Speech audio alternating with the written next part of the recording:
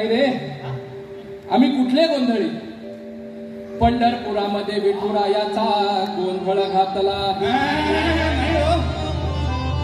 आळंदीमध्ये ज्ञानदेवाचा गोंधळ घातला,